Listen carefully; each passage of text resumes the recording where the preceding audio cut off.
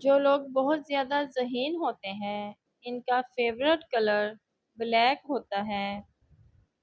مسکراہٹ اور معذرت رشتوں کو مضبوط کرتی ہے۔ معاف کر دیا کریں، آپ کو بھی تسکین ملے گی۔ اگر تم کسی اور کے خواب پورا کرنے کے لیے محنت کر رہے ہو تو در حقیقت تم اپنے خوابوں کو قربان کر رہے ہو۔ کس کس کو راضی کرو گے؟ بس ایک رب کو راضی کر لو، سارے مسئلے حل ہو جائیں گے۔ وقت حالات دیکھ کر بدلتا ہے اور اپنے موقع دیکھ کر۔ جب ساتھ دینے والا مشکلات پیدا کرنے لگے تو تنہائیاں ہی بہتر لگتی ہیں۔ آخری زمانے میں جو چیز سب سے کم ملے گی وہ بھروسہ مند دوست اور حلال رزق ہوگا۔ دکھ، درد، تکلیف اگر اللہ کی ناراضگی ہوتی تو یہ نبیوں کو نہ ملتی۔ یہ نعمت ہے جو اللہ کا راستہ دکھاتی ہے۔ اگر تم اپنے تکبر کو توڑنا چاہتے ہو تو ہمیشہ غریب اور مفلس لوگوں کو سلام کیا کرو۔ کسی کے اکتائے ہوئے لہجے، تھکے ہوئے الفاظ اور بے مروت رویے آخر کار آپ کو بھی تلخ کر ہی دیتے ہیں۔ جس کی فطرت ہمیشہ بدلنے کی ہو وہ کبھی کسی کا نہیں ہو سکتا، چاہے وہ وقت ہو یا پھر انسان۔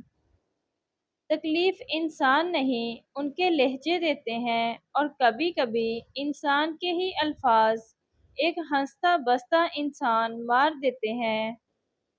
اسلام میں اقتدار، ادب، تمیز، اچھے برے، صحیح غلط کی پہچان رکھنی چاہیے۔ صرف دنیاوی تعلیم اور فیشن میں آگے بڑھ جانا تربیت نہیں کہلاتا۔ بیٹی کو قرآن پاک کے سائے تلے رخصت کرنے کی بجائے قرآن حکیم کی تعلیمات دے کر رخصت کرو گے تو اس کی زندگی زیادہ اچھی گزرے گی۔ اپنے وہ نہیں ہوتے جو آپ کی غلطیوں اور عزتوں کا تماشا بنائیں، بلکہ اپنے وہ ہوتے ہیں جو آپ کی غلطیوں پر پیار، مان، بھروسے، احترام اور ادب کا پردہ ڈالیں۔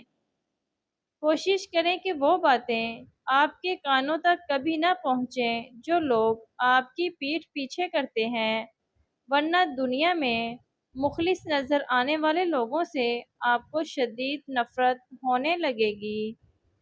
غیروں کی باتوں میں آ کر اپنوں سے الجھنا انسان کی قدر، عزت اور وقار کو ختم کر دیتا ہے۔ آنسوؤں کا ہر قطرہ دنیا کی ہر چیز سے زیادہ مہنگا ہے، لیکن کوئی اس کی قیمت اس وقت تک نہیں جان سکتا جب تک وہ اس کی اپنی آنکھ سے نہ نکلے۔ جو انسان یہ سمجھتا ہے کہ اللہ جو کرتا ہے وہ ہمارے لیے بہتر ہوتا ہے، وہ کمال کا ایمان رکھتا ہے۔ اگر آپ کا اپنا گھر اپنے سکون کا باعث نہ بنے تو سمجھ لینا کہ توبہ کا وقت آ گیا ہے۔ جس شخص کو نیکی کر کے خوشی ہو اور برائی کر کے پریشانی ہو تو سمجھ لو وہ مومن ہے۔ سورہ یاسین فجر کی نماز کے بعد پڑھنے سے ہر خواہش پوری ہوتی ہے۔